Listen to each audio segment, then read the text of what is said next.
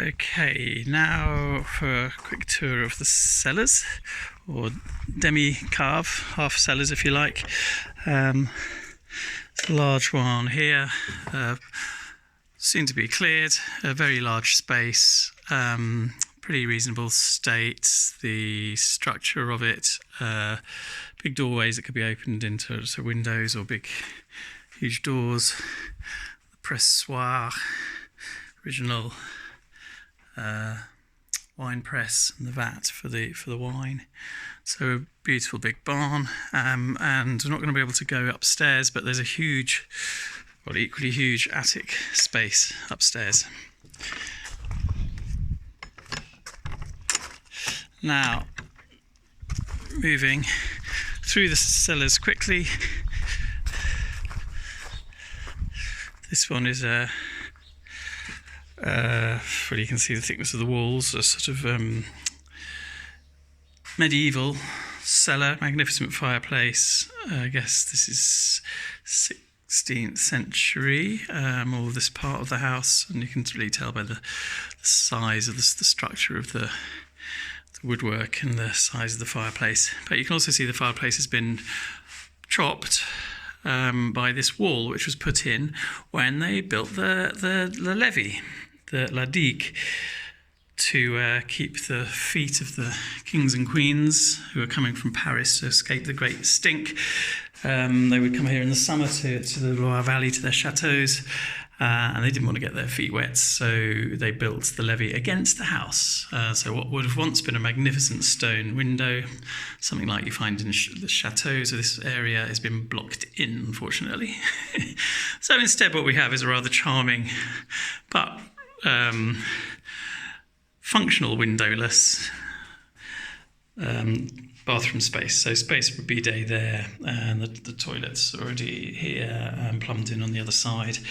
It's sort of been created as a wet room, so all of the tiling slopes to this exit, drainage exit, and shower area at this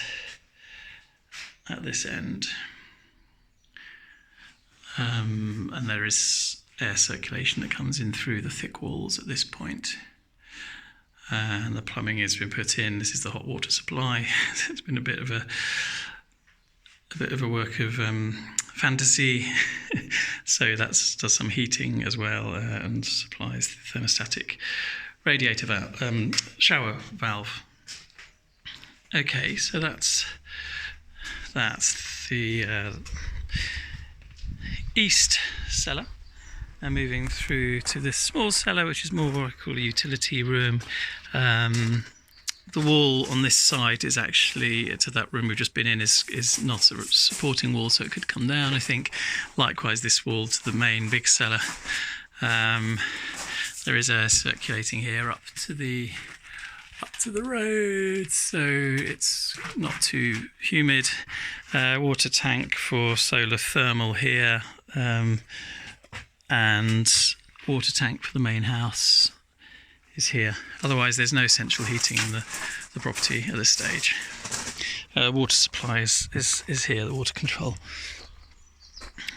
And then into the oldest part of the house. So this would have been the 15th century original house. A magnificent space with the original potagère for cooking, where they would have taken a log from the fireplace and put it there to heat their soup, hence the name potagère. So 15th century kitchen, would have been a bread oven there once upon a time, till the neighbour's house was built against it. And then coming through, a lintel that I put in myself, oak lintel, and as I say, you can see the thickness of this wall. So it was once upon a time an original exterior wall, but now comes through to a part of the cellar that's been separated off, all been lime rendered, and again new marble tile flooring with the same principles of like a wet room, so it's all draining to the exit there. The plumbing is all there for the toilet, and the idea here was to create a step-free, universal access bathroom, so for people with handicaps or disability rather, or elderly or children and so on. So that would be an option. The original door needs to go back on. There was once a doorway there until the neighbour's house was built. Okay, so they are the cellars. You can see the original exterior window here. Oh, and there's just one little space here, which is where a washing machine and tumble dryer has been kept underneath the stairs.